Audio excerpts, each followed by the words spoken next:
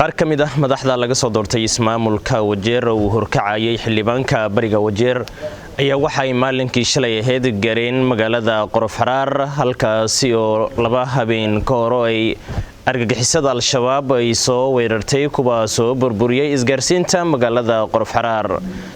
xildhibaanka bariga Wajeer mudane Rashiid Qaasim Amiin ayaa inooga warbixiyay socdaalkii ay maalinkii shalay ahayd ku gaareen magaalada Qorofxaraar halkaas oo isgaarsiintii ku taalay ay burburtay kadib markii rag la rumaysan yahay inay ka tirsan yihiin al-shabaab ay weerar ku soo qaadeen halkaasi.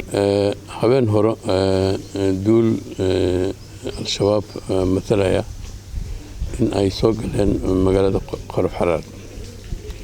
markay soo galeen targetkeedu wuxuu ahaa in ay burburiyaan oo inay jebiyaan telecommunicationka iyo warisgaarsiinta iyo telefoon isgaarsiinta ku taali magaalada Qorofxaraar.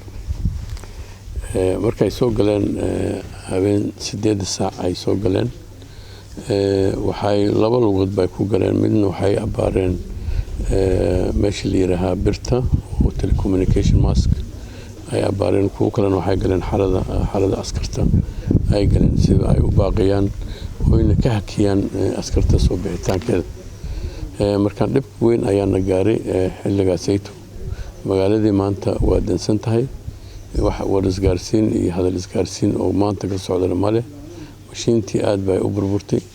markaan waxay ugu talagaleen sifo yacni socodkooda iyo raadkooda iyo meel ay ku jiraan inaan lagu ogaanin ayay ku talagaleen waayo dhulkii waxaa noqday dhul maanta isgaarsiinteeda iyo telefoonyaalkeeda iyo meel allaah meesha ay ku jiraan al-shabaab in lagu ogaan karo ay arkeen.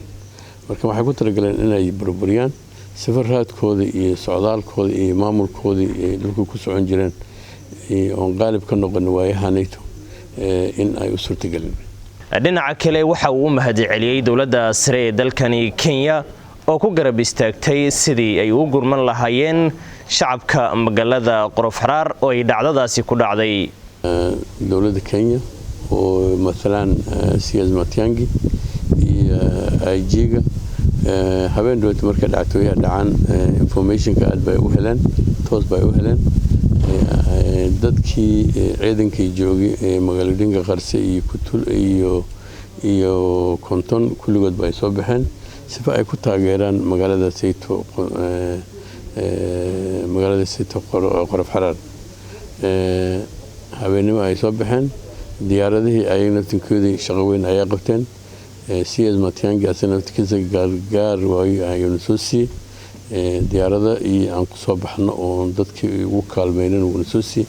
marka waxay u egtahay dawladda naftinkeeda inay indhaheeda ay furan tahay in ay ku tala jiraan in ay dadweynaha naftinkeeda waajibkooda ay ugu soo baxaan oo ay kaalmeeyaan.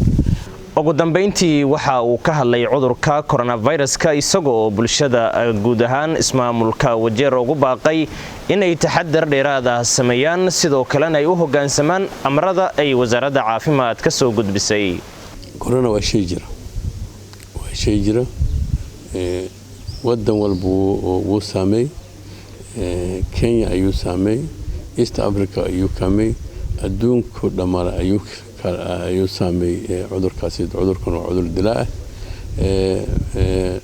dhibku u geystana waliba halistiisa mid hadda saaq dhamaanana maaha xagga raasimaalka iyo ganacsiga wadankeeda uu saameey sida ogsoontiin. waxaa kaloo ka daran haddana cudurka intuu ku beeray iyo dhibku ku keenay ayaa ka badan. marka waxaan leeyahay waxaan ugu baaqayaa reer Wajeer meel ay joogaanba iyo reer Kenya meel ay joogaanba cudurkan taxadirkiisa iyo aan iska taxadirna. corona waa shay jira wadan walba wuu saameey Kenya ayuu saameey East Africa ayuu saameey adduunka dhammaan ayuu saameey cudurkan waa cudur dilaa waxaan ugu baaqayaa reer Wajeer meel ay joogaanba iyo reer Kenya meel ay joogaanba cudurkan taxadirkiisa iyo aan iska taxadirna. Cabdiraxmaan Mucaawiye warbaahinta ismaamulka Wajeer.